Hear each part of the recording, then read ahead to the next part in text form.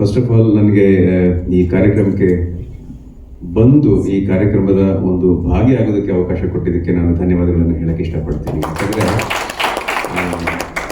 ನನಗೆ ಈ ಕಾರ್ಯಕ್ರಮದ ಬಗ್ಗೆ ಬಂದು ಹೇಳಿದಾಗ ಮನೆಯಲ್ಲಿ ಒಂದು ಬಹಳ ಖುಷಿ ಕೊಟ್ಟಂತಹ ವಿಷಯ, ನಾವೆಲ್ಲರೂ ಕೆಲವೊಮ್ಮೆ ಎಲ್ಲ ಚೆನ್ನಾಗಿದ್ದು ಒಂದೊಂದ್ಸಲ ಎದ್ದೋಗಿ ಕೆಲಸ ಮಾಡೋಕೆ ಆಗದೇ ಇರುವಷ್ಟು ಕುಗ್ಗೋಗ್ಬಿಟ್ಟಿರ್ತೀವಿ.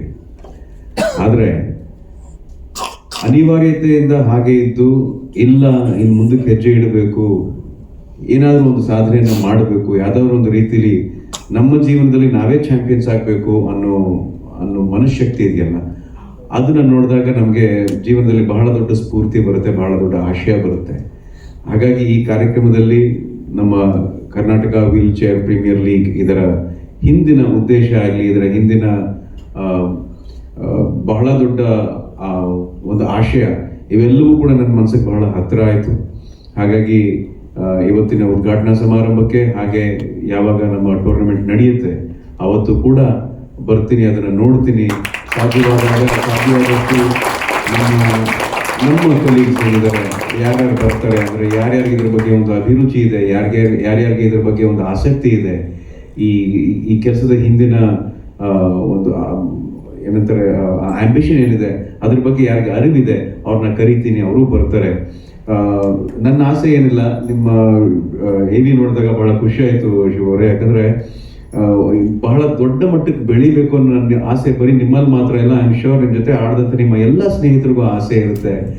ಹೇಗೆ ಒಂದು ಕ್ರಿಕೆಟ್ನ ಮುಂಚೆ ಬರೀ ತಿಂಗಳಿಗೊಂದ್ಸಲ 3 ತಿಂಗಳಿಗೊಂದ್ಸಲ ಟೂರ್ನಮೆಂಟ್ ನೋಡ್ತಾ ಇದ್ವಿ, ಇವಾಗ ಏನಾಗಿದೆ ಬಿಡುವಿಲ್ದಂಗೆ ನೋಡೋ ಥರ ಟೂರ್ನಮೆಂಟ್ಗಳು ಬರ್ತಾ ಇದೆ. ಅಂದರೆ ಯಾವ ಟೂರ್ನಮೆಂಟ್ ಎಲ್ಲ ಆಡ್ತಿದೆ, ಯಾವ ಪ್ಲೇಯರ್ ಎಲ್ಲ ಆಡ್ತಿದ್ದಾರೆ ಅನ್ನೋಷ್ಟು ಮಟ್ಟ ಕನ್ಫ್ಯೂಷನ್ ಆಗ್ಬಿಟ್ಟಿದೆ. ಆ ಥರ ನೀವು ಬ್ಯುಸಿ ಆಗಬೇಕು, ಆ ಥರ ಎಲ್ರಿಗೂ ಅವ್ರವ್ರ ಜೀವನದಲ್ಲಿ ಈ ಒಂದು ದಾರಿ ಆಗಬೇಕು. ಅಂದರೆ ಬರೀ ಕ್ರಿಕೆಟೇ ಅಂತಲ್ಲ, ಇವಾಗ ಸದ್ಯ ಕ್ರಿಕೆಟ್ ಇದೆ, ಮುಂದಕ್ಕೆ ಹೋಗ್ತಾ ಯಾವ ಅವಕಾಶ ಎಲ್ಲಿ ಯಾವಾಗ ಬಾಗಿಲು ತೆರೀತೆ ಹೇಳೋಕ್ಕಾಗೋದಿಲ್ಲ. ಸೊ ಅಂಥ ಒಂದು ಸುಸಂದರ್ಭ ನಿಮ್ಗೆಲ್ರಿಗೂ ಬರಲಿ ಅಂತ ನಾನು ಕೇಳ್ಕೊತೀನಿ.